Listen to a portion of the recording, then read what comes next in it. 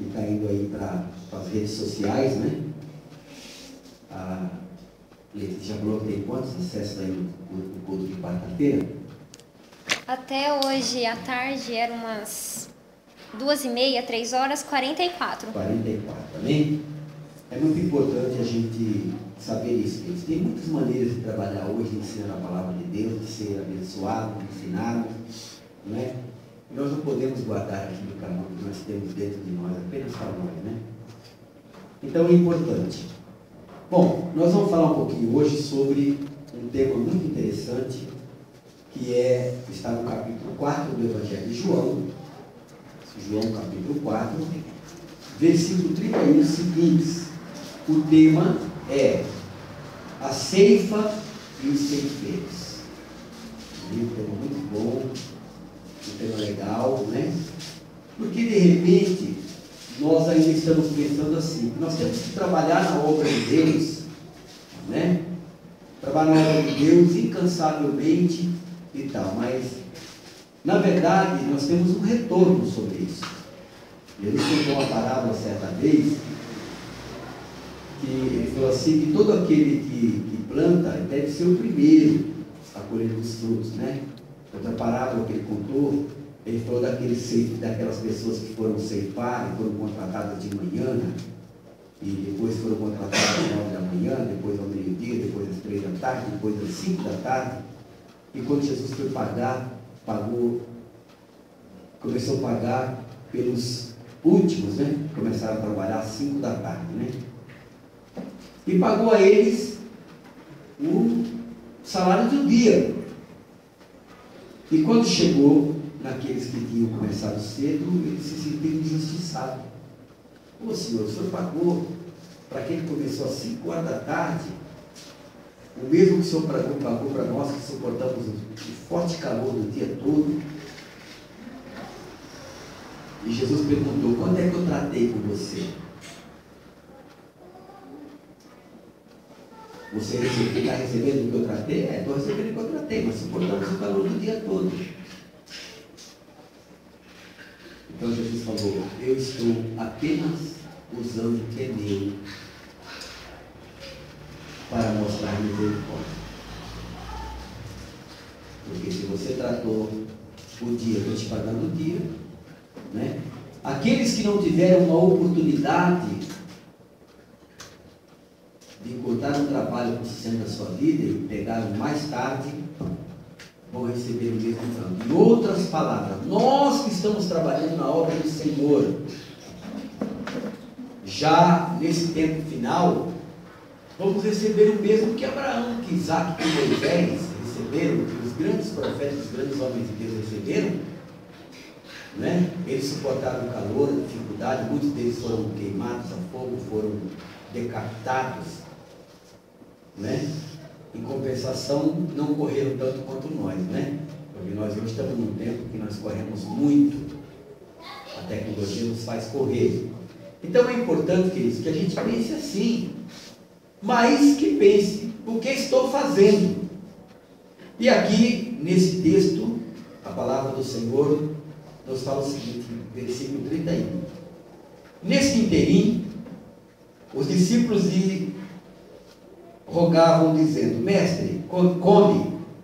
Mas ele lhes disse, uma comida eu tenho para comer, que vós não conheceis. Diziam então os discípulos uns aos outros, ter-lhes-ia, porventura, alguém trazido o que comer? Disse-lhe Jesus, quero que seria comigo, a minha comida consiste em fazer a vontade daquele que me enviou e realizar a sua obra. Amém? Eu quero parar um pouquinho aqui, que eu quero comentar esse texto e depois nós vamos para outra parte, tá bem? Primeiro ponto que nós temos que olhar para esta palavra, queridos, é o seguinte. Jesus falou que a melhor comida consiste em fazer a vontade do Pai. Eu quero trazer alguns pontos para você chamar a tua atenção, porque fazer a vontade do Pai é algo que dá poder, é algo que dá sabedoria, é algo que dá, vamos dizer assim, autoridade. Quando Jesus ele está falando sobre essa questão aqui, as pessoas estão vendo a autoridade de Jesus, estão vendo o poder de Jesus. Ah, pastor, mas sabe o que acontece? Aquilo ali era para Jesus. Não, querido, isso é para você, para mim. Ele falou assim: vocês não farão as obras que eu faço, mas farão ainda maiores do que esta, porque eu vou para o Pai. E muitas vezes, pensamento nosso, nós pensamos que nós cremos à altura, que não precisa melhorar a nossa fé, que não precisamos mais melhorar em nada, que já estamos completos no nosso espiritual de corpo daquilo que se chama fé e Senhor em nossa vida. Mas a pergunta é: será mesmo que estamos? Eu vou trazer uma indagação aqui importante. Quando João Batista estava ali no Jordão batizando, as pessoas chegavam lá: o que é que eu devo fazer para mim ser salvo? Quando veio essa salvação, porque até Cristo, até Jesus Cristo ali, a promessa da salvação que está na terra, que é Jesus Cristo, o povo não tinha, estava à deriva, sem saber realmente da salvação. Né? Se você começa a ler ali no primeiro capítulo de Lucas, você vai ler sobre a salvação. O povo que estava em trevas viu uma grande luz, né? E este veio para mudar as coisas. Jesus veio para salvar. Então as pessoas dizem: o que eu tenho que fazer para mim ser salvo? O que eu preciso fazer? Né? Qual é a minha necessidade para mim ter uma mudança de vida? Né?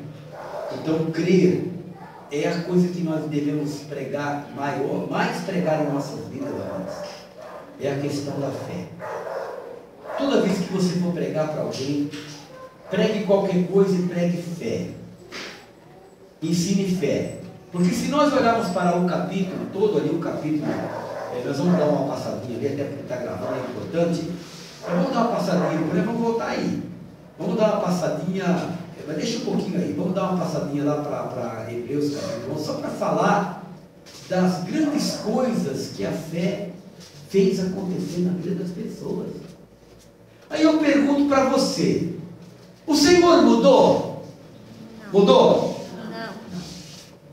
O mundo mudou? Mudou. Mas Jesus não mudou. Ele continua o mesmo. Entende? Agora, claro que hoje, com toda essa mudança que nós temos no nosso universo, no nosso mundo, queridos, é muito mais difícil servir o Senhor do que era há 2.000 anos atrás, 3, 4.000 anos atrás. Porque hoje nós temos tudo isso que os nossos 5 sentidos principais naturais desejam, né? Nós temos tudo isso ao nosso alcance. Então, quer dizer, nós somos enganados com muito mais facilidade, nós somos distraídos, ficamos desapercebidos com muito mais facilidade do que as pessoas ficavam antigamente.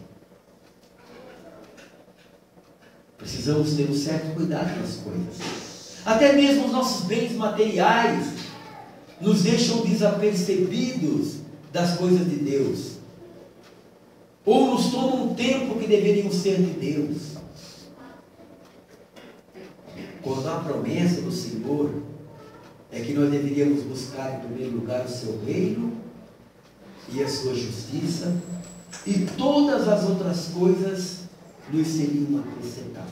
Todas as coisas aqui são todas mesmas. Ah, pastor, mas sabe, eu acho que aquilo que o Senhor prometeu para mim, eu acho que é uma coisa da minha cabeça. Não, queridos. Não. É algo que precisamos continuar crendo.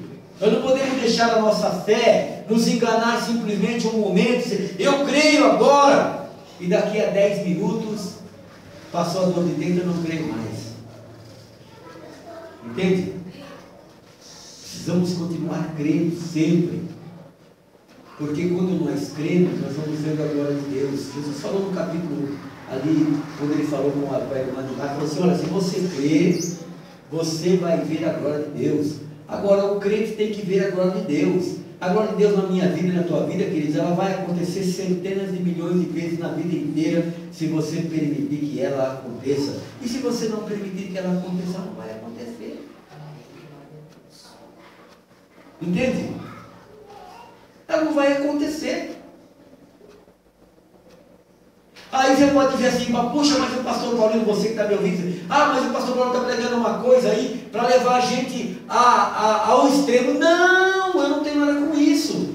Eu só tenho que pregar.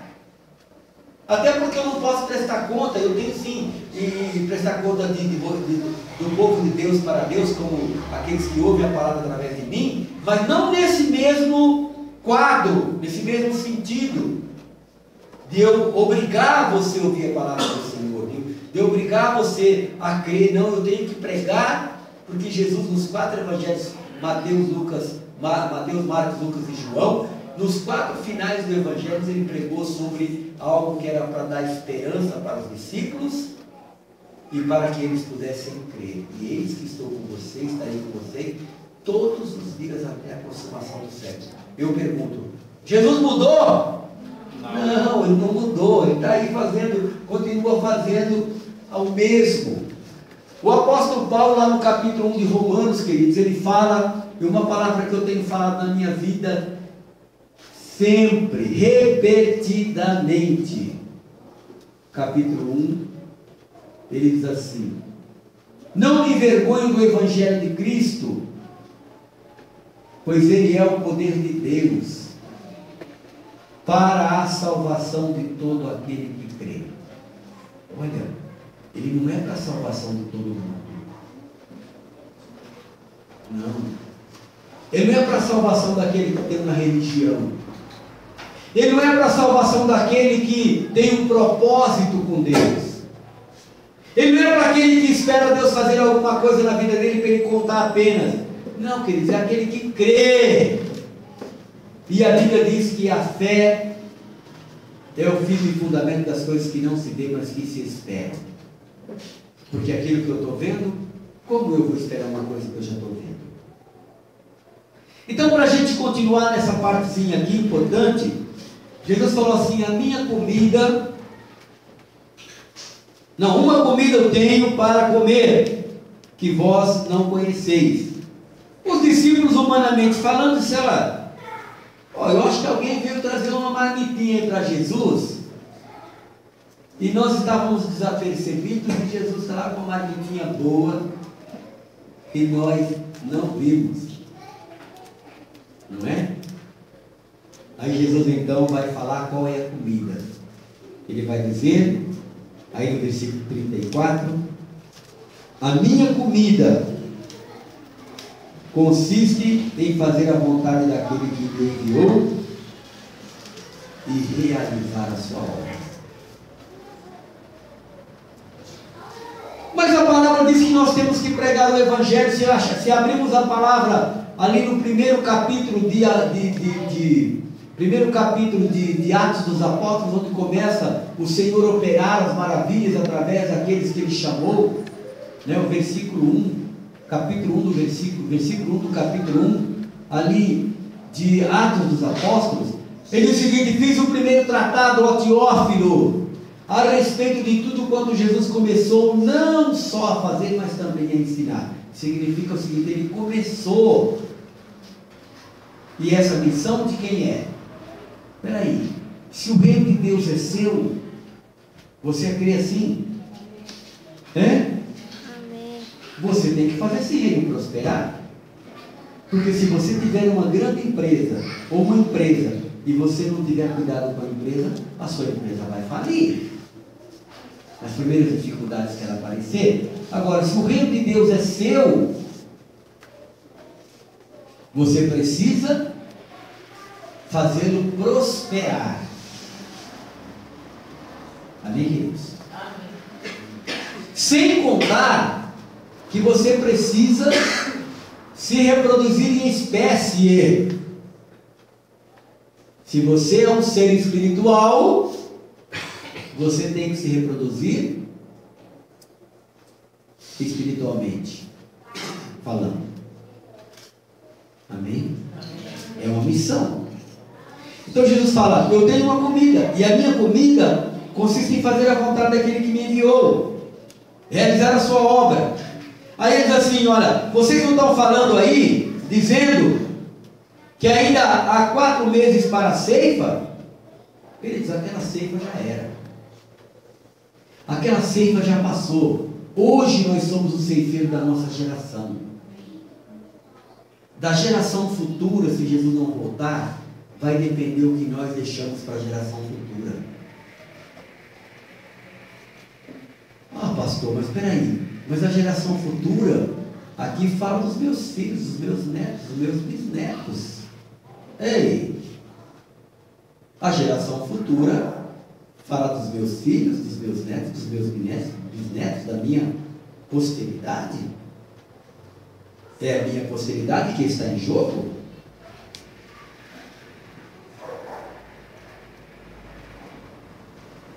Amém? Então diz o seguinte: não dizeis vós que ainda há 4 meses para a ceifa? Eu, porém, vos digo, erguei os olhos. Ou em outras palavras, abre os teus olhos para ver. Queridos, abre os teus olhos para ver quantos miseráveis tem no mundo vivendo à sua volta, faminto e sedento da palavra do Senhor. Quantas famílias tem ao seu redor?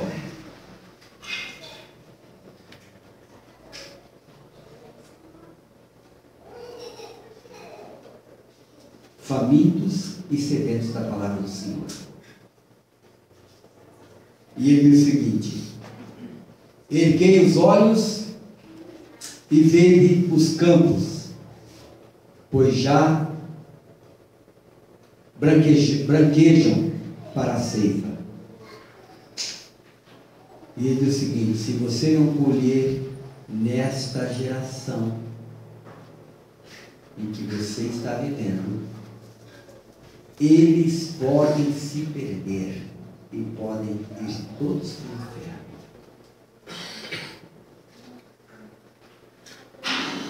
Está entendendo o que eu estou falando? Quanto menos a palavra de Deus for pregada, mais casamentos vão ser desfeitos, destruídos, mais pessoas vão ficar desamparadas, mais pessoas vão sofrer, mais pessoas vão ser lesadas, mais pessoas vão ser roubadas.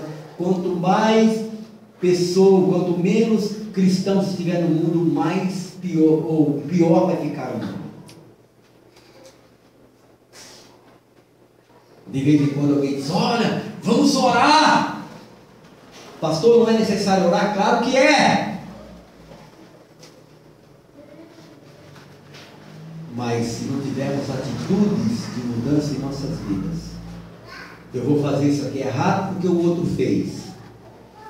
Eu vou fazer isso aqui errado porque o outro fez. Todo mundo está fazendo, eu também vou fazer. É menos um na terra fazendo justiça. E eu quero chamar a tua atenção que tem um versículo na Bíblia, que o Senhor disse aqui: por causa de um homem, eu mudo as coisas. Por causa de um homem que estava no navio, Paulo, o Senhor mudou o quadro da viagem e salvou todos. Escuta uma pregação esses dias. Por causa de um homem, Abraão, quando ele tirou da terra dos seus pais, ele formou a promessa de uma nova geração que ele chamaria de sua.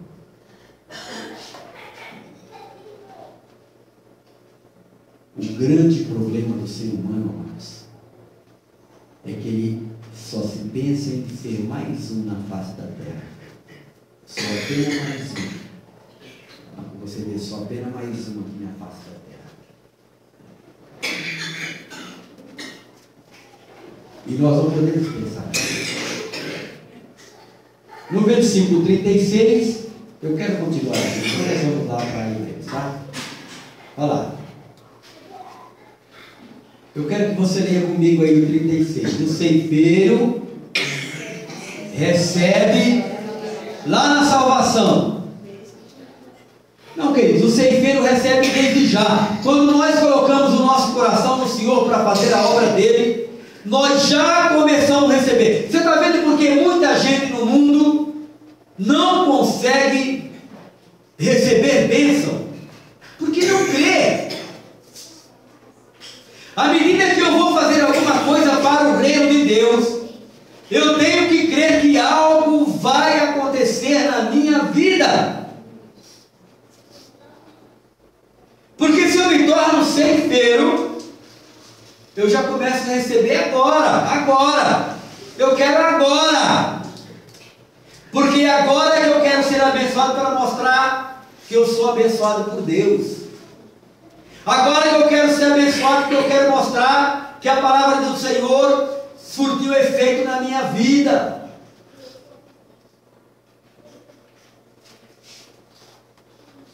Agora que eu quero receber para poder glorificar o meu Senhor com mais ênfase.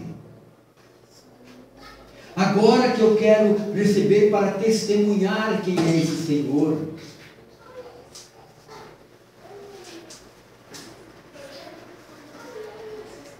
Sabe, queridos, é importante a gente pensar sobre isso. E o que ceifa recebe o galardão e ajuda fruto para a vida eterna, para que assim, a minha tradução é um pouquinho diferente, né? Para que assim, o que semeia como o que ceifa, ambos se alegrem. Eu vou ler na minha tradução, né? Minha tradução é um pouquinho melhor aí, né? Ele diz assim: glória a Deus. O ceifeiro recebe desde já a recompensa e tesoura o seu fruto para a vida eterna. Significa que ele recebe a bênção agora. Lá fala galardão, que fala bênção, vida eterna, tá bom? Galardão também fala de vida eterna, mas a minha tradução é mais simples, mais fácil de entender. Amém? Então tá lá. O ceifeiro recebe desde já a recompensa e tesoura o seu fruto para a vida eterna, de sorte que se alegram tanto o semeador como também o ceifeiro. O semeador, Jesus quando contou a parábola do semeador, ele falou que o semeador saiu para semear. O que é a semente? Semente que é? Palavra. Ah, mas eu estou preocupado, sabe, pastor, porque eu vou pregar a palavra, porque eu vou pregar lá, e alguém vai me ver, meu irmão, minha irmã, você pode pregar a palavra até nesse terreno vazio aí, ó. Milhões vão estar ouvindo a sua voz. Porque se não tiver gente para ouvir a sua voz aí, os principados, potestades, dominação e poder que estão nessas áreas, aí, desse céu aí, vai estar ouvindo a sua palavra. Entende? E vai haver uma diferença na sua vida. Aliás, deveríamos treinar, né? Eu pregando com uma pessoa quinta-feira, eu estava mostrando um pacote de fita que eu tenho lá, que eu quero editar aquelas fitas todas agora, né? Fitas muito velhas, já de cultos, de 20 anos passados, e falando que é necessário que a gente pregue, depois a gente ouça a pregação da gente, para saber o que a gente está pregando. Importante, queridos, é isso, não é? E ele diz o seguinte, 37, pois no caso é verdadeiro ditado, um é o semeador, outro é o que colhe, é o ceifeiro. E aí Jesus fala no 38, amém? Eu vos enviei para ceifar o que não semeaste. Outros trabalharam e vós entraste no seu trabalho. Milhões de pessoas já ouviram a palavra de Deus, mas de repente o Senhor quer mostrar a sua glória dele para você. Você vai lá mais uma vez, entrega, aquela pessoa se converte. E aí você fica feliz porque ele recebeu Jesus. Se converte, recebe o Senhor na sua vida e tem uma transformação de vida e começa a ser abençoado. Queridos, a bênção não pode parar, a bênção tem que continuar. Quando você não tem a certeza da bênção, entende? Você precisa firmar os seus passos na bênção. Vamos um pouquinho lá, nossa hora já vai indo embora, lá para Hebreus, capítulo 11. Palavra muito conhecida, mas toda palavra, viu, igreja, deve ser conhecida mesmo. Quanto mais a palavra for conhecida, melhor, né? Aí no capítulo 11, aos Hebreus, né? Ele diz o seguinte, no versículo 1: ora, a fé é a certeza das coisas que se esperam, ora, a fé é a certeza de coisas que se esperam e a convicção de fatos que se não veem. Pois a fé, né? Pois pela fé os antigos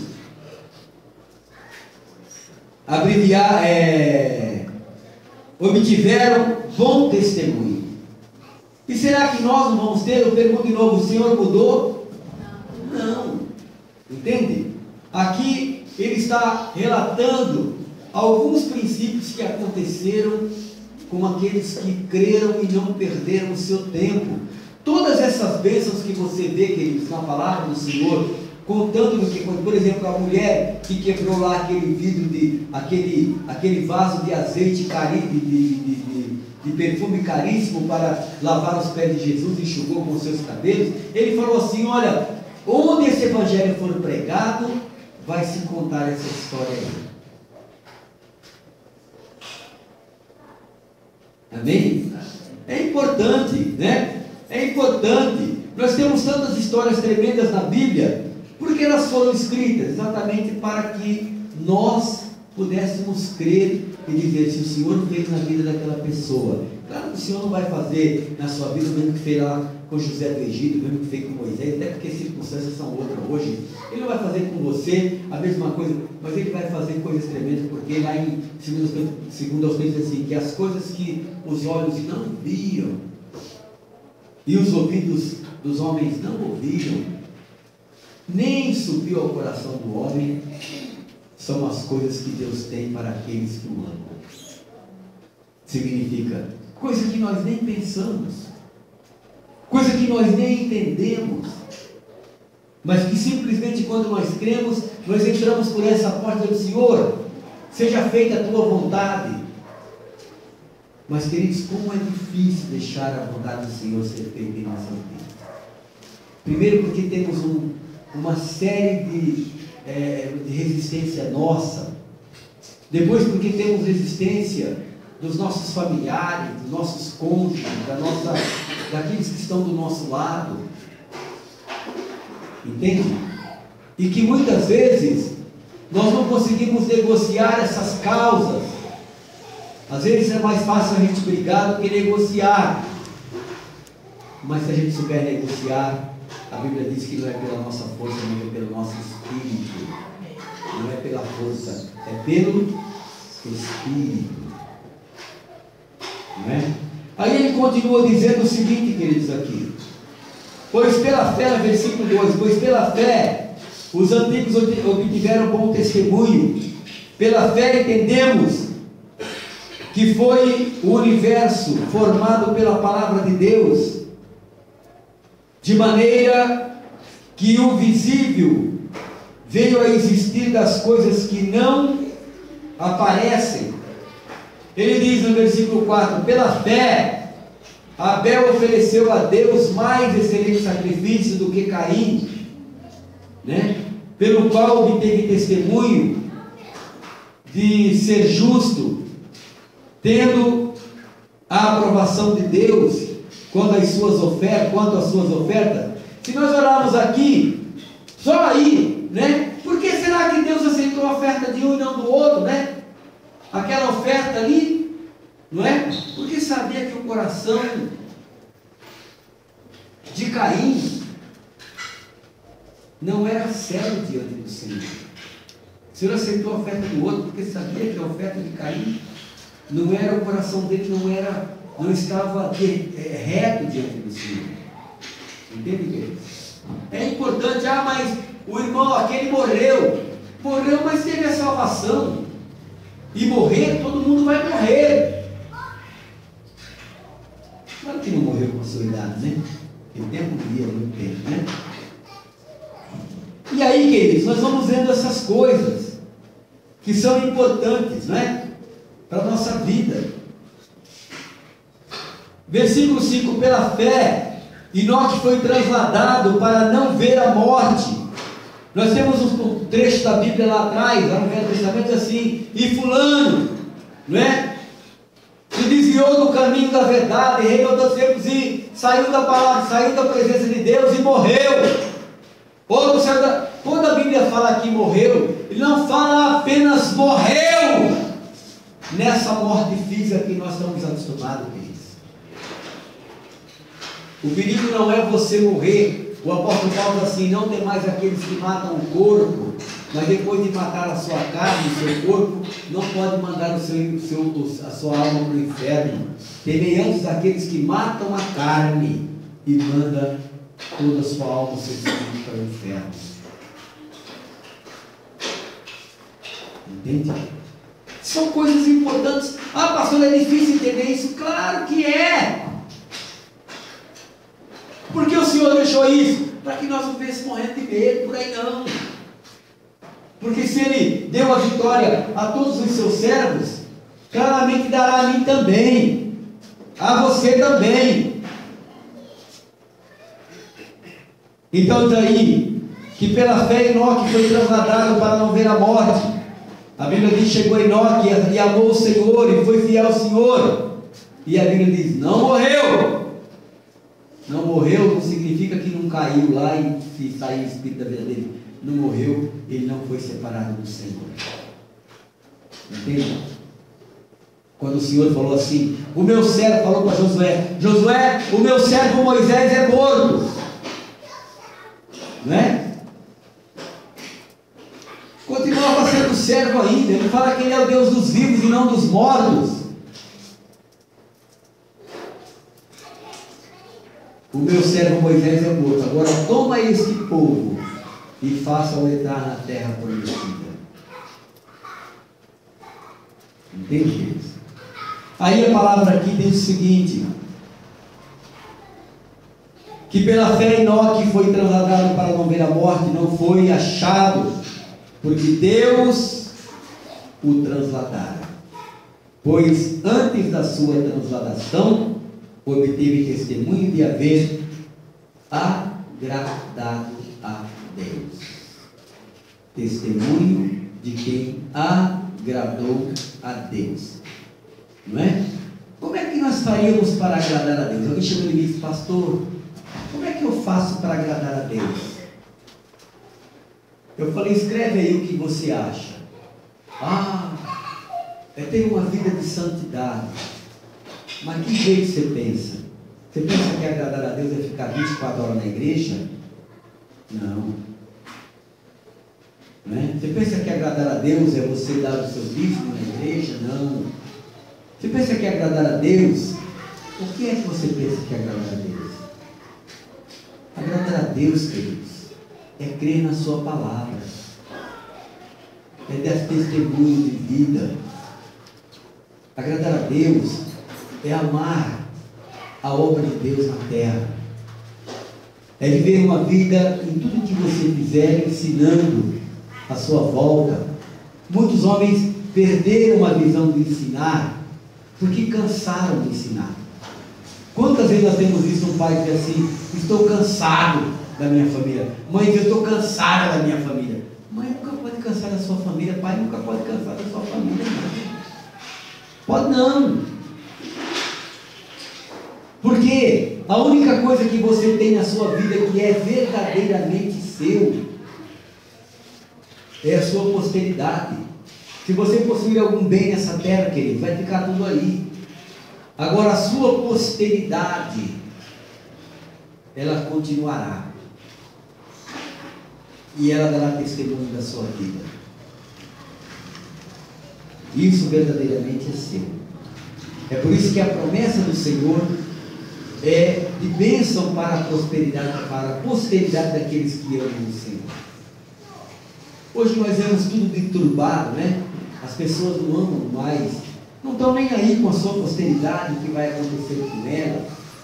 Só quer dar o melhor no tempo que estuda, no tempo lá, eu quero dar o melhor para o meu filho, mas o Senhor disse que o melhor, está lá no capítulo 6 de Deuteronômio, é criar os nossos filhos na educação e na doutrina do Senhor.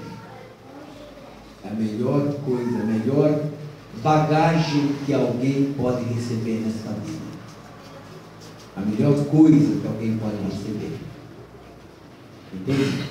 Eu me lembro que um tempo na minha vida, isso faz uns 30 anos, 30 e poucos anos, um homem que tinha uma grande empresa, nós fazíamos uma, como é que eu falo, uma junção para o trabalho nosso na época, né? Tínhamos uma empresa de diversões. Ele era um homem muito rico, muito rico. E ele, um dia conversando comigo, ele chorou. Disse: olha, Paulino, eu tenho tanta coisa e tanto dinheiro, mas eu não tenho tempo para ficar com meu filho um dia. Que referência esse filho vai ter do pai? O que daria este pai para o filho para deixá-lo alegre eternamente, sempre? Não é? E as mães a mesma coisa. Entende, queridos? O mundo está precisando de pessoas que sejam referencial, que passem referências.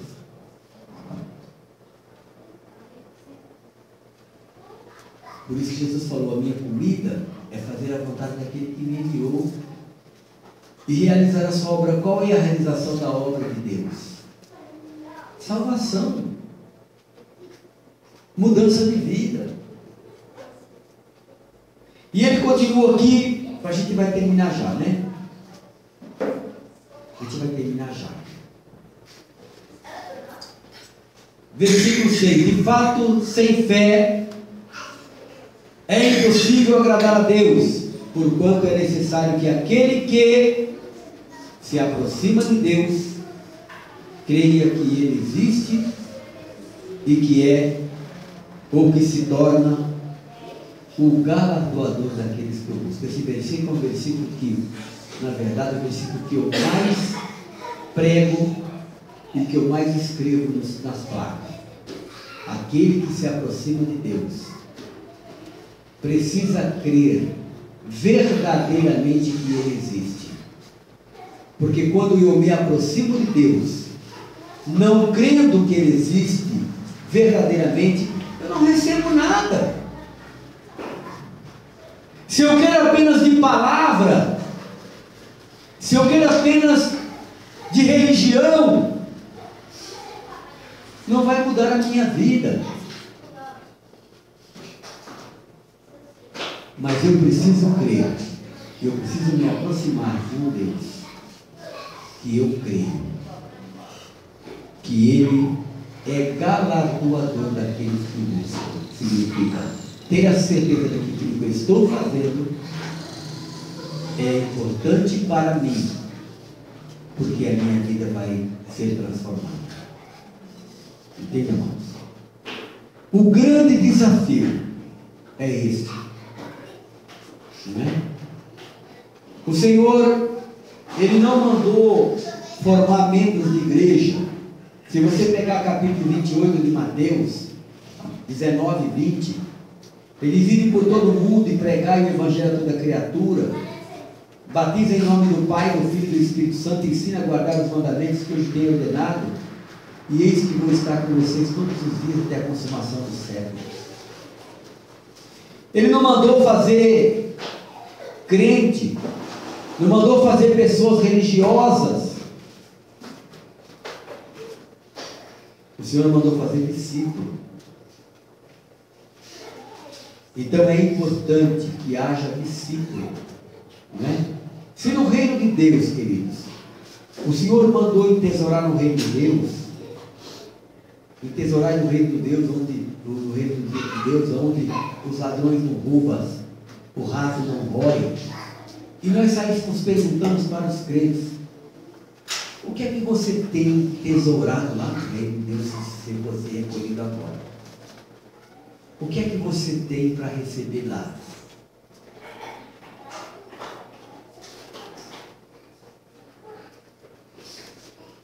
O que é que você tem se você fosse recolhido agora? Ah, pastor, eu fui na igreja 20 anos, 30 anos, 50 anos. Isso não é tesouro, isso é crescimento seu. Tesouro significa quantas vidas você levou à conversão, quanto testemunho você deu. O que é que você fez pela obra? Por que uma empresa cresceu? Porque a pessoa tesourou naquela empresa.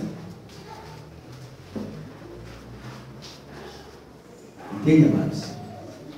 Ah, não, eu vou na igreja porque eu vou na igreja, eu passo a semana inteira boa. Para você só? Só para você? É isso? Sabe, amados? Hoje, com essa tecnologia que nós temos, o Senhor também vai cobrar os cristãos da última geração. Por que não usaram essa tecnologia para pregar a palavra? Nós vemos aí todos os meios de comunicação, as redes sociais aí, todo mundo tem lá uma pegadinha, uma piadinha no seu telefone, não é ou não? Sim ou não?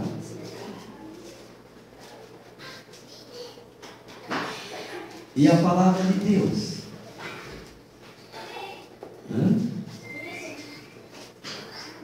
Eu estou falando aqui de crentes, viu, queridos? Crentes também. Cristãos também.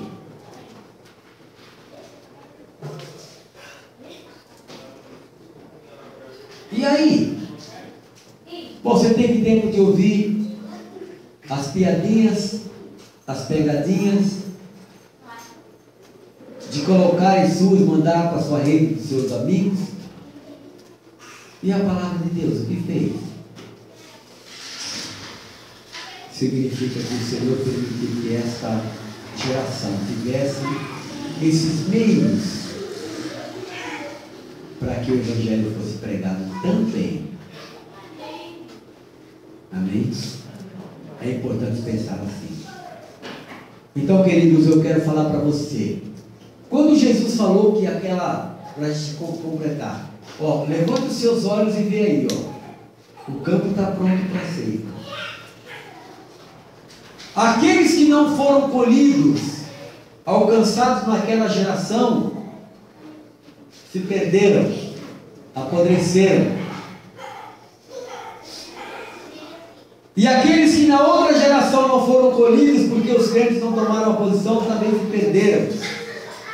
E nesta geração que você é ceifeiro, ceifeira, pode se perder muita gente, porque você não colheu o seu Deus. Porque você não colheu aqueles que estavam na sua geração. Sabe, Senhor, eu estava aprendendo.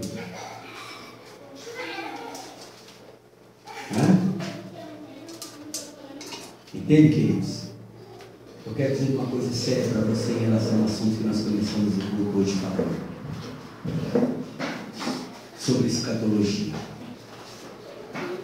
O mundo, a Bíblia fala que o Deus desse século cegou o entendimento dos homens. E o mundo está fazendo um funil para que os cristãos não prestem atenção naquilo que a palavra de Deus diz. Ou se contaminem com tudo aquilo que está ali e não deem mais importância nesse grande evento que foi a vida de Cristo, a primeira vida de Cristo, a vida, a morte e a ressurreição de Cristo e também a segunda vida dele. É importante, queridos, que nós prestemos atenção e possamos até usar aquilo que os meios de comunicação e as redes sociais e a tecnologia nos oferece hoje, mas que não desviemos nossos olhos daquilo que a palavra diz, porque tudo nesse mundo está andando em volta e vai para a profecia da palavra, não tem outro jeito. Amém? É importante que nós, não pense assim, eu tenho 50, 60, não sei quantos anos, não dá tempo. Não, você tem tempo. Amém? Você tem tempo de fazer as coisas do Senhor. E a Bíblia diz assim, que nós precisamos nos fortalecer, no Senhor e na força do seu poder. Efésios capítulo 6, versículo 10, diz o seguinte: fortalecei-vos no Senhor e na força do seu poder, para que nós possamos produzir algo diante de Deus. Mas e você não pode ficar procurando, queridos, fazer só aquilo que o outro está fazendo, não. Porque o Senhor vai te mostrar o caminho que você deve escolher. Ele vai te mostrar como é que você vai fazer, como é que você vai agir, para que a obra, para que você possa entesourar no céu, para que a tua vida seja uma bênção. Aprendemos aqui hoje que aquele que ceifa, ele recebe desde já. Aquele que semeia, recebe desde já. Então, o que os outros pregam de prosperidade, nós pregamos: sai semeando e comece a receber. Sai semeando e comece a reivindicar o que você tem. Entende? Eu gosto daquela palavra que fala que quando Daniel estava orando, até foi falado também lá no curso, quando Daniel estava orando lá, e as orações chegou até Deus, você ouvia a tua oração, e o anjo vinha descendo com um recado para Daniel, a Bíblia diz que Satanás impediu que a bênção chegasse. Teve uma guerra entre os anjos de Deus e o anjo do Senhor, o Satanás. Teve uma guerra e atrasou, por isso que o jejum de Daniel é 21 dias, porque atrasou 21 dias a bênção para chegar, por causa dessa guerra. Imagina que guerra, aí nesses céus, E muitas vezes a bênção demora para chegar na nossa mão por causa disso, porque o inimigo não quer que você receba a bênção. E sabe por que a Bíblia fala do jejum de Daniel? Eu não quero que você faça jejum de Daniel hoje, nem estou falando para você fazer, nem estou impetrando ele para você. Mas a Bíblia fala do jejum de Daniel, porque Daniel, ele sabia que Deus ia trazer algo para ele, ele ficou jejuando e orando 21 dias, e disse: até que a bênção não vinha, eu não paro. E demorou 21 dias para chegar a bênção, para chegar aquilo que o Senhor tinha designado para ele. Entende? E as coisas não mudaram nada. Então nós precisamos, muitas vezes, queridos, entende? Imagine que qualquer cristão, a maioria do cristão que você vê hoje aí, ele recebe a promessa de uma bênção, se demorar 2 dias ele já esquece da promessa da bênção e já está vendo outra coisa lá no celular, e já está distraído com outra coisa. É verdade ou não? Já está distraído com uma briga de galo qualquer aí. Entende, querido? Não persevera naquilo que é a promessa do Senhor. Amém? Glória a Deus. Vamos colocar de pé, vamos estar. Vem cá, canta aqui. Pai, quero te dizer que tu és o meu lugar seguro, o motivo da minha canção. Vamos lá.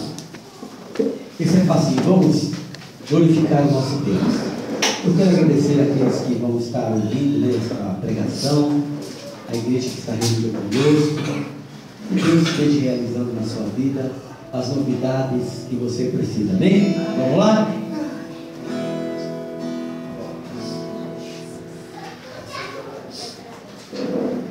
Amém? Glória a Deus.